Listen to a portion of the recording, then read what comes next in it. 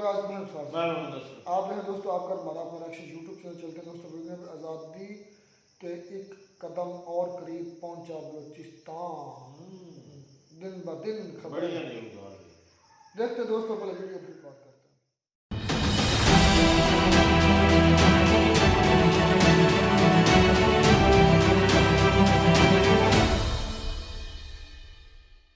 इस वीडियो में बताई गई सारी जानकारी पब्लिक प्लेटफॉर्म पर उपलब्ध है। इसमें ऐसी कोई जानकारी नहीं दी गई है जिससे हमारे सुरक्षा बलों की गोपनीयता भंग होती है। डिफेंस डिटेक्टिव सेना का सम्मान करता है और उन्हीं जानकारियों के आधार पर काम करता है जो सार्वजनिक रूप से मौजूद है। देखिए, रियासत ने अपनी रिट कायम करनी है,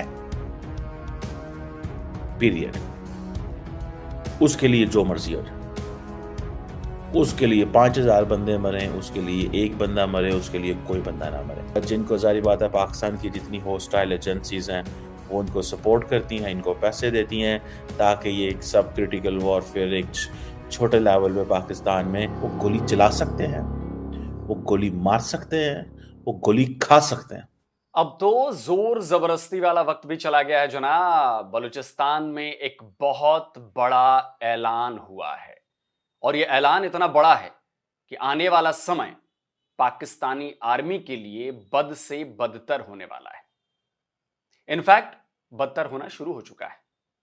नमस्कार दोस्तों, डिफेंस डिटेक्टिव के एक और नए एपिसोड में आप सभी का स्वागत है। मैं हूं आलोक। दोस्तों, बलूचिस्तान में ये जो ऐलान हुआ है ना, वो ऐलान बलूचिस्तान की आजादी की दिशा में बढ़ा एक और कदम है। और मैं ऐसा इसलिए कह रहा हूं क्योंकि इस ऐलान ने पाकिस्तान की सरकार और पाकिस्तानी आर्मी दोनों को परेशान करना शुरू कर दिया है। धीरे धीरे यह साफ होता जा रहा है कि पाकिस्तान का बलूचिस्तान के ऊपर से कंट्रोल खत्म हो रहा है, उसकी पकड़ कमजोर पड़ रही है। धधकते हुए ट्रक और धमाके में कबाड़ हो चुकी पाकिस्तानी आर्मी की गाड़ियां। अभी तो ये झांकी है, पाकिस्तान की असल तबाही बाकी है। बलूचिस्तान में अब एक नई लड़ाई का आगाज हो चुका है। पाकिस्तान से आजादी के लिए तैयार हो रही है बलूचिस्तान की नई आर्मी। पाकिस्तान से आजाद होने के लिए बलूचिस्तान के अलग अलग फ्रीडम फाइटर्स ने एक साथ हाथ मिला लिया है और एक united force Baloch national army बनाने का भी ऐलान कर डाला है। यह है बलोच नेशनल आर्मी के ऐलान की वो प्रेस रिलीज। हेडिंग देखिए क्या लिखा है। लिखा है a decisive new war strategy has been finalised, यानी एक निर्णायक नई युद्ध रणनीति को अंतिम रूप दे दिया गया। निर्णायक लड़ाई का मतलब समझ रहे हैं आप? इसका मतलब हुआ कि पाकिस्तान के खिलाफ बलूचिस्तान वालों ने एक बड़ी जंग की शुरुआत होने का ऐलान कर दिया है। इस प्रेस रिलीज में बताया गया है कि बलोच राजी आजोई संगार यानी ब्रास ने Baloch liberation army, Baloch liberation front, Baloch republican guards और सिंध की आजादी की लड़ाई लड़ने वाले सिंधु देश रिवोल्यूशनरी आर्मी के साथ हाथ मिला लिया है। 3 दिनों तक चली मीटिंग में न केवल नेशनल आर्मी बनाने का फैसला किया गया है, बल्कि पाकिस्तान और चीन दोनों के खिलाफ गुरिल्ला ऑपरेशन और तेज करने पर सहमति भी बनाई गई है। यानी बलोच नेशनल आर्मी के ऐलान ने पाकिस्तान और चीन दोनों के लिए खतरे की घंटी बजा दी है।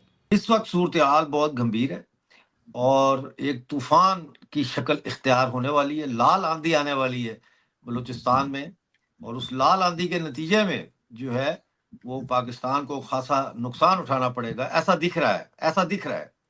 मिसाल के तौर पर कल जो प्रेस रिलीज जारी हुई ब्रास की तरफ से, जो कोalition है मुख्तलिफ अस्करी तंजीमों का बलूचिस्तान की, उसमें उन्होंने ये बताया है कि 3 दिन तक उन्होंने किसी खुफिया मकाम पे इजलास किया है। 3 दिन, यानी कि 3 दिन एक जगह बैठ के इन अस्करी क़यादत ने बैठ के वहां इजलास किया और पाकिस्तान की सिक्योरिटी फोर्सेस को कानो कान खबर भी नहीं हुई।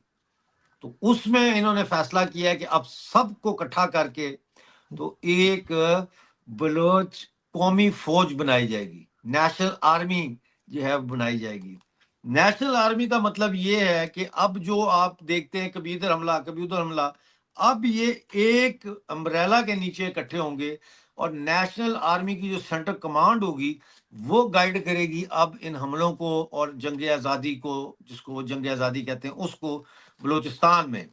तो इसका काउंटर पाकिस्तान के पास नहीं है। पाकिस्तानी आर्मी कई दशकों से बलूचिस्तान की आजादी की लड़ाई को कुचलने के लिए अपना पूरा जोर लगा रही थी। मिलिट्री ऑपरेशंस के नाम पर आम बलोचों को मार रही है, उन्हें अगवा कर रही है, उनके परिवारों को बर्बाद कर रही है। पूरी ताकत लगाने के बाद भी पाकिस्तानी आर्मी बलोच लड़ाकों के आगे टिक नहीं पाती। हर दिन बलूचिस्तान में कहीं ना कहीं कोई हमला जरूर होता है जिसमें पाकिस्तानी आर्मी और दूसरे सिक्योरिटी फोर्सेस को निशाना बनाया जाता है। ऐसे में जब बलोच लड़ाकों के अलग अलग ऑर्गेनाइजेशन में एक साथ आने और बलोच नेशनल आर्मी बनाने का ऐलान किया गया तो पाकिस्तान के तो पसीने छूटेंगे ही ना। जो बलोच टेररिस्ट ऑर्गेनाइजेशंस हैं, उन्होंने ये फैसला किया है कि वो जिसे कहते हैं ना,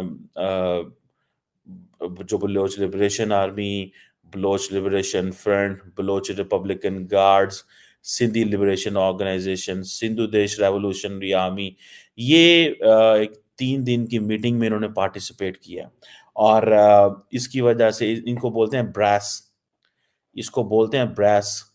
और इन्होंने बेसिकली पार्टिसिपेट किया है। वो ये कह रहे हैं कि हम चाइना को एक कॉलोनियल पावर समझते हैं क्योंकि वो बलूचिस्तान के रिसोर्सेज पे कब्जा कर रहे हैं। ये ब्रास जो है, ब्रास यानी कि Baloch liberation army, Baloch liberation front, Baloch republican guards and Sindhi liberation organisation, Sindhu Desh revolutionary army. ये छोटी सी सब नेशनलिस्ट ऑर्गेनाइजेशन है। अब आप ही सोचिए, जब पाकिस्तानी आर्मी अलग अलग ऑपरेशंस चला रहे इन ऑर्गेनाइजेशंस पर काबू नहीं पा सकी है, ये बलोच फ्रीडम फाइटर्स जब चाहें तब पाकिस्तानी आर्मी के कॉन्वॉय पर, उनके बेसिस पर, उनकी पोस्ट पर हमला करते हैं, उनके फौजियों की जान लेते हैं और ये कुछ नहीं कर पाते। तो जब ये संगठन मिलकर एक साथ होकर पाकिस्तानी आर्मी पर हमले करेंगे तब मुनीर की फौज का क्या होगा? और सही बताऊं तो इसकी बानगी अभी से दिखाई देने लगी है। 2 मार्च को बलोच नेशनल आर्मी का ऐलान किया गया और इसके ठीक एक दिन बाद 3 मार्च को बलूचिस्तान के कलात में एक बड़े हमले को अंजाम दिया गया। कलात में क्वेटा कराची हाईवे से गुजर रहे फ्रंटियर कोर के कॉन्वॉय को एक आत्मघाती हमले का निशाना बना डाला गया। फ्रंटियर कोर 16 विंग कमांडर के इस कॉन्वॉय को एक महिला फिदाइन ने टारगेट किया है। विंग कमांडर समेत 9 जवान फ्रंटियर कोर के हेडक्वार्टर से फ्रंटियर कोर ऑफिसर्स मेस जा रहे थे। यह हमले के ठीक बाद का वीडियो है। ब्लास्ट के बाद हाईवे पर दोनों तरफ से ट्रैफिक रुक गया था। ठीक सामने फ्रंटियर कोर का ट्रक खड़ा है, वही इस हमले का शिकार बना था। सिक्योरिटी फोर्स के लोग उस गाड़ी का मुआयना करते हुए दिखाई दे रहे हैं। इन तस्वीरों को देखिए। पाकिस्तानी आर्मी की इस गाड़ी की हालत देखकर आपको अंदाजा लग गया होगा कि यह धमाका कितना जबरदस्त था। पाकिस्तानी आर्मी के मुताबिक इस हमले में 1 की मौत और 4 घायल हुए हैं। बीएलए ने स्टेटमेंट जारी करके न केवल इस हमले की जिम्मेदारी ली है बल्कि यह भी बताया कि इस आत्मघाती हमले को मजीद ब्रिगेड की वतन नादरिग ने अंजाम दिया है। कलात में अटैक हुआ है, इसकी 61 एयर जो कमांडर है उसके गाड़ी पे, तो 9 लोग उसमें सवार थे। एक सिपाही मर गया है बेचारा और जो बाकी हैं वो शदीद जख्मी हैं। तो ये पहला मेरा सवाल तो ये है कि ये लोग वहां बलूचिस्तान में करने के लिए क्या गए हैं? ये कहते हैं हम दहशतगर्दों को मारने के लिए गए हैं। कौन है वहां पे दहशतगर्द? सबसे बड़ा दहशतगर्द कौन है ये आप भी जानती हैं, मैं भी जानता हूं, मैं नाम नहीं लेना चाहता। इस हमले के बाद पाकिस्तान के होश उड़े हुए हैं। बीएलए ने एक महिला आत्मघाती के जरिए पाकिस्तान को दहला दिया है। फ्रंटियर कोर के विंग कमांडर की गाड़ी को उड़ा दिया है। लेकिन ऐसा नहीं है कि बीएलए की किसी महिला फिदाइन ने पहली बार पाकिस्तानी फौज पर हमला किया। इसके पहले भी कई बार बीएलए में शामिल महिलाओं ने ऐसे ही आत्मघाती हमले किए हैं। कलात में सोमवार को बीएलए मजीद ब्रिगेड की महिला आत्मघाती वतन ने अपने वतन के लिए जान कुर्बान कर दी। लेकिन इससे पहले भी कई बार बलूच फिदाइन ने पाकिस्तानी आर्मी को उसकी औकात दिखाई है। अब एक बार फिर बीएलए ने अपनी महिला ताकत का इस्तेमाल किया है। पाकिस्तान के स्ट्रेटेजिक एनालिस्ट इसे लेकर बलूच लड़ाकों पर सवाल उठा रहे हैं। 3 दिन उन्होंने मुलाकात की है और वो ये जी हम बड़े एक नेशनलिस्ट फेज में चले गए हैं, दिस फेज में चले गए हैं। लेकिन ये क्या है कि ये बलोच खवातीन को हायर करते हैं। बहुत ही अफसोसनाक बात, बहुत अफसोसनाक बात कि खवातीन को वही कैसे हायर कर लेते हैं आप? कोई शर्म नहीं है कि खवातीन का इन चीज़ों में इन्वॉल्व करना? पढ़ी लिखी खवातीन, मैं आपको बात बताऊं, पढ़ी लिखी खवातीन। गजब बात करते हैं चीमा जी आप भी। जब आपकी सेना बलूचिस्तान के घर घर से महिलाओं के पिता, उनके पति, उनके भाई, उनके बेटों को अगवा कर ले जाती है, सालों साल या तो अवैध रूप से जेल में डाल देती है या फिर मार कर फेंक देती है, तब तो आप ये नहीं कहते कि बलोच महिलाओं के साथ गलत किया गया है। जब अपने घर वालों की वापसी के लिए बलोच महिलाएं क्वेटा से लेकर इस्लामाबाद तक जाकर सरकार से गुहार लगाती हैं, तब आपकी पुलिस, आपकी फौज उनके ऊपर डंडे बरसाती है, आंसू गैस के गोले दागती है, उनको आतंकवादी करार देती है, तब तो आप नहीं कहते कि बलोच महिलाओं के साथ उस वक्त जुल्म हुआ। यह भी छोड़ दीजिए, आप खुद बताइए कि पाकिस्तानी आर्मी ने अब तक कितनी बलोच महिलाओं को अगवा किया है, उनके छोटे छोटे बच्चों को उठाया है। तब पाकिस्तानी आर्मी को यह नहीं लगता कि इन महिलाओं को टारगेट ना किया जाए, उनके बच्चों को अगवा ना किया जाए। यह भी छोड़िए, पिछले कई दिनों से इन्फोर्स्ड डिसअपीयरेंस के खिलाफ क्वेटा के गोलीमार चौक पर बलोच महिलाएं धरना दे रही थी। क्या किया आपकी सरकार और आपकी सिक्योरिटी एजेंसीज ने? उनकी बात सुनी, उनसे कोई बात की? अरे आपकी पुलिस तो वहां लाठी डंडे लेकर पहुंच गई। तो आप बलोच महिलाओं से क्या चाहते हैं कि हर दिन उनके घर के लोगों को पाकिस्तानी आर्मी किडनैप करती रहे, मारकर फेंकती रहे और वो इसी तरह पाकिस्तानी पुलिस के डंडे खाती रहे? अरे कभी ना कभी कोई ना कोई बलोच महिला भी विरोध की आवाज उठाने के बजाय हथियार उठा ही लेगी। होशियारी बलोच भी तो 2 बच्चों की मां थी, जिसने वो कन्फ्यूशियस सेंटर कराची में, मेरे ख्याल है 2011 में उन्होंने खुदकुश धमाका किया था। तो ख्वातीन तो शामिल हैं, शाना बिशाना है ख्वातीन, बाकायदा मजीद ब्रिगेड में भी शामिल हैं, BLA में, BLF में, सब जगह शामिल हैं। बलोच नेशनल आर्मी के ऐलान के बाद केवल कलात में ही हमला नहीं हुआ है, बल्कि बलूचिस्तान के कई हिस्सों में बलोच फ्रीडम फाइटर्स ने अटैक्स किए हैं। अगर आप पिछले कुछ महीनों में इस तरह की घटनाओं पर नजर डालेंगे, उनकी एनालिसिस करेंगे, तो आप पाएंगे कि इनमें लगातार तेजी आ रही है। बहुत ज्यादा कोऑर्डिनेटेड हमले हो रहे हैं, कोऑर्डिनेशन साफ नजर आ रही, और इससे यह साबित होता है कि दुनिया की नंबर 1 एजेंसी क्लूलेस हो चुकी है। साथ साथ इससे यह भी साबित हो रहा है कि बलूचिस्तान पर हर गुजरते दिन के साथ पाकिस्तान की पकड़ जो है वो कमजोर हो रही है। और पकड़ के कमजोर होने का क्या मतलब है?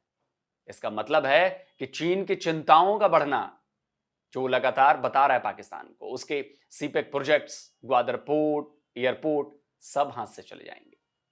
इन ताबड़तोड़ हमलों ने साफ कर दिया है कि आने वाले दिन ना तो चीन के लिए और ना ही पाकिस्तान के लिए अच्छे होने वाले हैं, बल्कि ये बहुत बुरे दिन साबित होने वाले हैं।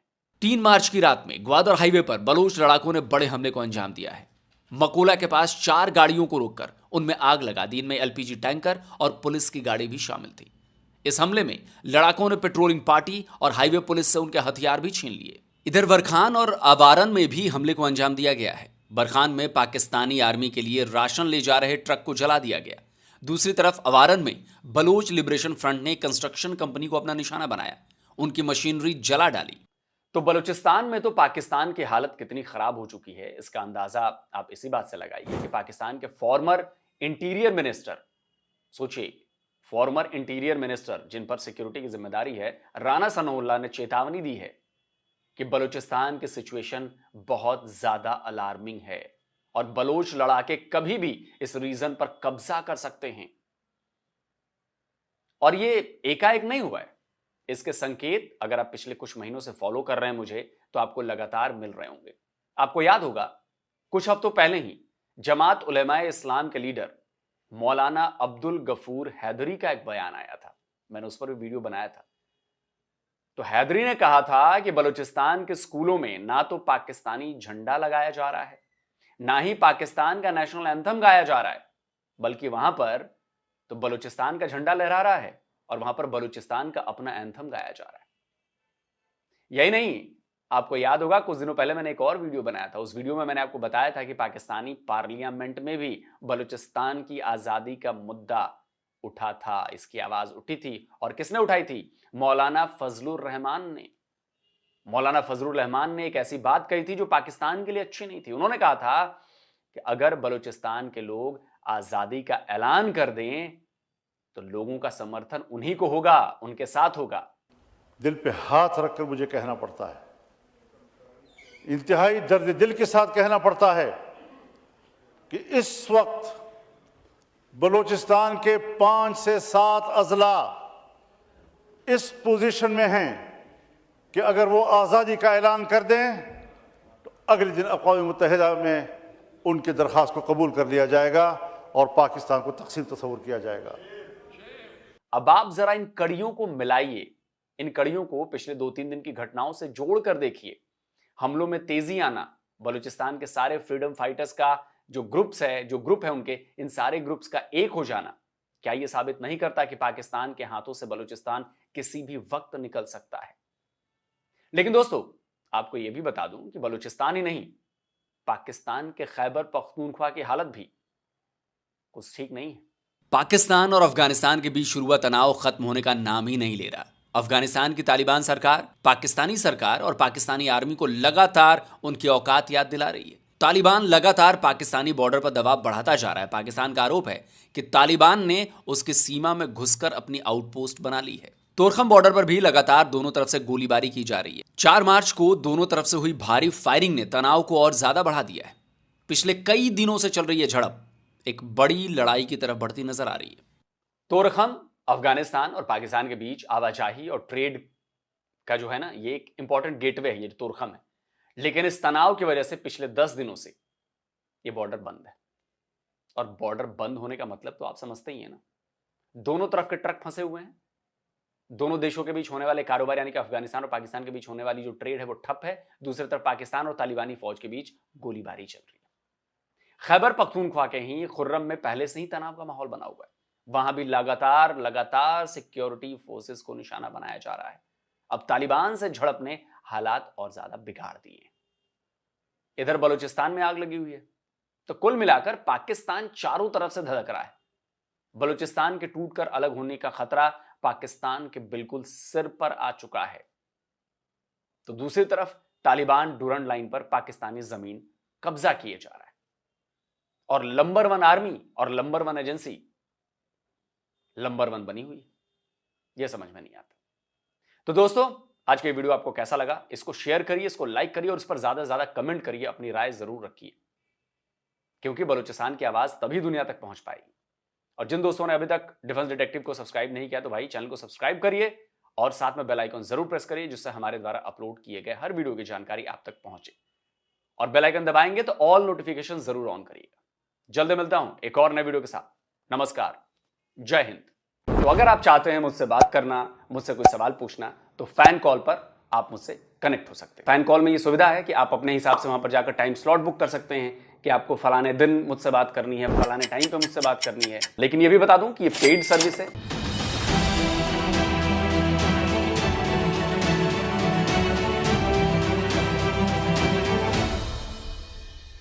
तो ये दोस्तों वीडियो होगी ख़त्म। हालात वाकई संगीन से संगीन, बद से बदतरीन होते जा रहे हैं।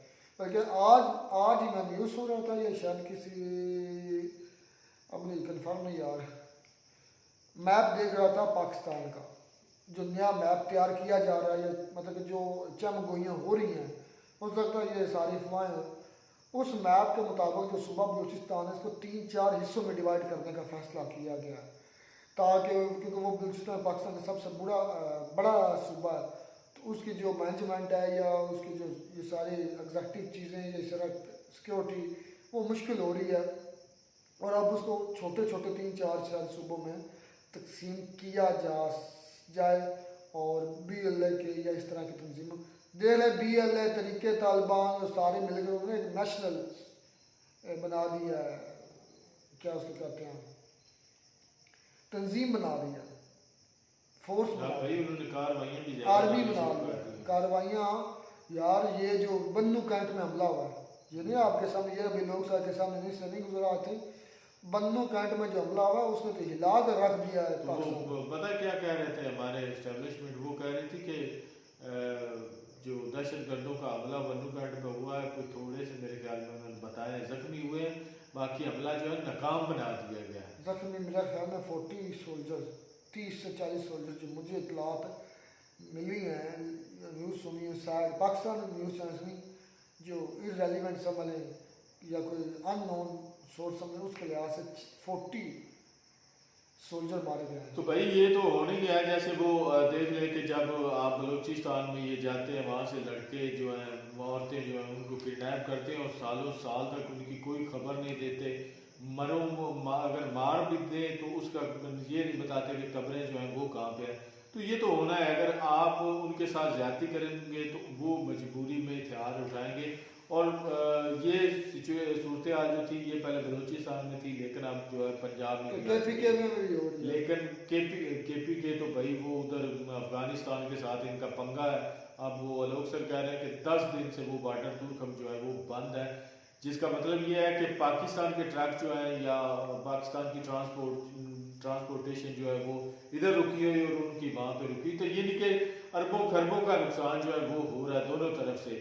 तो ये सिचुएशन जो है बड़ी अलार्मिंग बन चुकी है और बलूचिस्तान के हालात भाई इस वक्त बहुत ज़्यादा भयंकर हो चुके हैं। मुझे जो हमारा है ना, ये अब मुल्क संभाला नहीं जा रहा है इनसे। इमरान खान जो बंदा था, इमरान खान वो दरवेश बंदा है, इंटेलिजेंट बंदा है भाई। जारी बात है वो ग्राउंड रियलिटी यकीन कर जाए, मैंने उसकी जितनी प्रेडिक्शन सुनी है, जो जो उसने कहा है मनो आज यकीन का वैसा वैसा हुआ है। जो जारी बात है इसकी, एक तो वो नॉलेज वाला बंदा है, उसके पास इल्म है, दूसरा वो ग्राउंड को देखता है, वो लोगों को चेक करता है कि लोगों की नब्ज कैसी है। ये हमारी आर्मी लोगों के नब्ज नहीं इसी पाती, वजह से तो उसे बंद किया हुआ है। तो हमारी जो आर्मी है उसने अवाम को भी अपना मुखालफ बना लिया है, और आर्मी होती ही अवाम की वजह से। अगर अवाम मुखालफ हो जाए तो आर्मी को अपनी पुलिस को बदलना पड़ेगा, जो कि नहीं अभी तक बदल रहा है। उनको समझ नहीं आ रही कि ये जो लोग हैं ये जिद कर चुके हैं इमरान खान की, तो ये अभी तक यकीन करते जो अमन जो थोड़ा बहुत पंजाब में ना, खुदा की कसम ये इमरान खान की वजह से।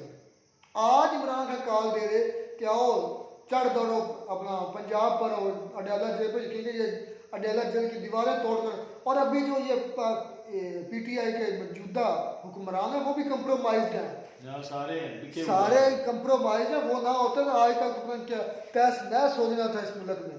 जितना गुस्सा इस आवाम को हमारी आर्मी, इस मौजूदा आर्मी चीफ पर, मैं कहता हूँ कभी किसी पर नहीं हुआ।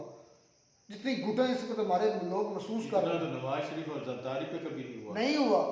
यकीन कर जी, आज अगर 4 ऑप्शन हो ना, सबसे ज़्यादा तो टॉप किससे करते हैं? एक नवाज शरीफ हो, एक जरदारी हो, एक शहबाज शरीफ हो और एक आर्मी चीफ हो। मैं आपको लिख के देता हूँ, सबसे ज़्यादा लोग ये कहेंगे कि हमें आर्मी चीफ पर सबसे ज़्यादा गुस्सा है। और ये चीज़ें वो आर्मी चीफ अंधे को नज़र नहीं आ रही, वो अंधा हो चुका है इश्क में। नहीं भाई इतना भी आगे ना जाए, उठा लिए जाते हैं लोग, ऐसा ना बोले उनके बारे में। लेकिन उसको ये चीज़ें समझनी चाहिए यार। आपको नहीं पता कि एजेंसियों को सारा इल्म है। उन्होंने ये कुछ दिन पहले जो सॉन्ग रिलीज किया है, तो पहले उनको सॉन्ग रिलीज करने के बाद उनको डिलीट करना पड़ा, फिर उन्होंने जाके दोबारा सॉन्ग रिलीज किया है और तकरीबन 9000 के कितने बंदे ने उसको देखा है। और कमेंट्स जो है उसमें तो भाई भरमार है, तो लानत उन्होंने की हुई है, जिसकी वजह से पहले उन्हें डिलीट करना पड़ा। ये तो सूरत हाल है। उन कमेंट्स को वो क्या नहीं देखते, वो इस पूरी पाकिस्तान को नहीं नोटिस कर रहे, सारा पता है उनको, लेकिन जानबूझकर भाई वो अपनी जिद पे अड़े हुए हैं, लोगों को डुबो रहे हैं, इस मुल्क को डुबो रहे हैं। ये सूरत हाल है। और पहले तो भाई बलूचिस्तान था, खैबर पख्तूनख्वा जो था उसके भी हालात खराब हैं। और अब मैं कहता हूँ कि पंजाब जो है, पंजाब सिर्फ बैठा हुआ है, लेकिन नफरत मैं कहता हूँ सबसे ज्यादा पंजाबियों में अब हो गई है। यकीन कर जाए, ये हमारा पता नहीं कोई कुदरती अल्लाह की तरफ से ही कोई ऐसा है या इनकी ट्रेनिंग ऐसी होती है। पहला जो आर्मी चीफ बाजवा थे वो भी ऐसे, उसने अपनी वो तो था ही तगड़ दल्ला ना, वो तो। और अभी मौजूदा जो वो उससे भी सख्त है, उसको पता ही नहीं चल रहा कि हमारी अवाम बोल क्या रहे हैं। हमारी अवाम अभी तो ये अवाम है डरे हुए बोल कम रहे हैं, अभी तो ये झिझक कर बोल रहे हैं। थोड़ा बहुत शुरू किया उन्होंने, तो सोचो जिस तरह ये फट पड़ेगा, ये लावा जो अंदर पक रहा है, जो हमारे आने वाली नस्लों में ट्रांसफ़र हो रहा है, ये चीज़ें समझे। लेकिन कोई नहीं, उनको नहीं फर्क पड़ता, उनकी जायदादें बाहर हैं, उन्हें निकल जाना, उनको क्या फिक्र है कि इधर कोई मरे या जिए।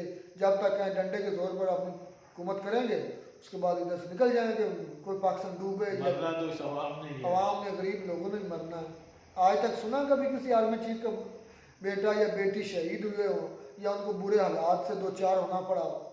मुझे नहीं लगता। यकीन जाने पहले वीडियोस देखते थे ना, जब जहाँ पे कह लें कि एस्टेब्लिशमेंट के कुछ बंदे जो आम सिपाही जो फौजी थे उन पे अटैक वगैरह BLA करती थी, तो बड़ा दुख होता था, तकलीफ होती थी। लेकिन अब अब नहीं नहीं होता, होता। नहीं होता। अब कहते हैं कि जो जुल्म हमारे साथ हो रहा है ना, हमारे उनके साथ पंजाब सही में हो रहा है, तो ये वो बहुत पहले से झेल रहे हैं। इस वजह से वो जो है इस सिचुएशन में है कि अब वो भाई उन्होंने बकायदा ये तंजीम साजी कर ली और अब खुल्लम खुल्ला जो है वो इसके खिलाफ लड़ रहे हैं। और रिजल्ट जो है वो भी हम देख रहे हैं कि भाई बन्नू कैंट में कभी हमला होता है, कभी किसी जगह पे होता है, आए रोज बम धमाके जो हो रहे हैं। और इसके साथ साथ जो कह रहे हैं कि वहाँ की जो महिलाएं हैं, ये भी कमाल है कि उन्होंने भी हथियार उठाए हुए हैं और इसको कह रहे हैं कि वो अपना बम्बर फर्ज औरत समझ रही है। बम्बर थी ना जिसने उड़ा दी, उसकी हाँ। भी वीडियो लोग ने दिखाई है। बिल्कुल, तो सुसाइड बॉम्बर। ये भाई बहुत अलार्मिंग सिचुएशन हो चुकी है पूरे पाकिस्तान के इस वक्त। मुझे तो खौफ आ रहा है वो अब ये मैं कहता हूँ कि बांग्लादेश वाला सिस्टम नहीं होगा, अब ये बलूचिस्तान भी जाएगा, खैबर पख्तूनख्वा जो ये है सारे ये भी अलग- हिलेगा और अलग- पंजाब है, सिर्फ एक पंजाब बचेगा। या कैफी के अलग हो जाएगा, बलूचिस्तान अलग हो जाएगा, पंजाब अलग हो, पंजाब और सिंध शायद इकट्ठे रहे, बाकी ये जो बाकी 2-3 सूबे ये अलग अलग हो गए हैं। जिस तरह इनके साथ नाइंसाफी हो जैसे अभी भी है, वैसे ये सिर्फ थोड़ा सा मसला है कि वो जो लेन देन है ना, इनकी सब की अपनी आर्मी अलग है, आर्मी कह रहा हूँ फोर्सेज अलग हैं, सब कुछ अलग अलग ही है। टैक्सेस अपनी मर्जी से फैसले करते हैं, जो मर्जी की चाहते करते हैं। जस्ट एक एक नाम है कि ये मुल्क इकट्ठा है। तो अब ये जो नई मूवमेंट चल एक रही है, आज एक मैं तस्वीर देख रहा था जिसमें एक तरफ शेख मुजीबुर रहमान था, दूसरी तरफ याहिया खान था सेंटर में, और तीसरी तरफ जुल्फ़िकार अली भुट्टो था। उसकी बकायदा वोटिंग थी 160 मेरे ख्याल थी शेख मुजीबुर रहमान की, याहिया जो है उसने करवाई थी, और 86 की कितनी मेरे ख्याल थी उसकी भुट्टो की। उसके सेम नीचे हमारा जो मौजूदा आर्मी चीफ है उसकी तस्वीर थी, और उसकी एक साइड पे जहाँ पे शेख मुजीबुर रहमान था इमरान उसके नीचे इमरान खान की, और दूसरी साइड पे कह रहे हैं कि शहबाज नवाज शरीफ की थी। तो ये बिल्कुल बता रहे थे कि सेम जो उस वक्त याहिया खान ने किया था इमरान जो शेख मुजीबुर रहमान के साथ, आज इमरान खान के साथ हो रहा है। तो उस वक्त बांग्लादेश जो है इसी वजह से अलहदा हुआ था, तो आज सूरत बिल्कुल सेम ही है। तो आज देख रहे हैं कि भाई 3-4 मुल्क जो है ना, 3-4 जो है हमारे मुल्क के टुकड़े होने के करीब हैं। तो बहुत कह रहे हैं कि गलत बात है, और देखते हैं आगे हालात जो हैं ये तो ज़्यादा गंभीर होते जा रहे हैं दिन ब दिन। चलें जी, मिलते हैं नई वीडियो में साथ। God bless you.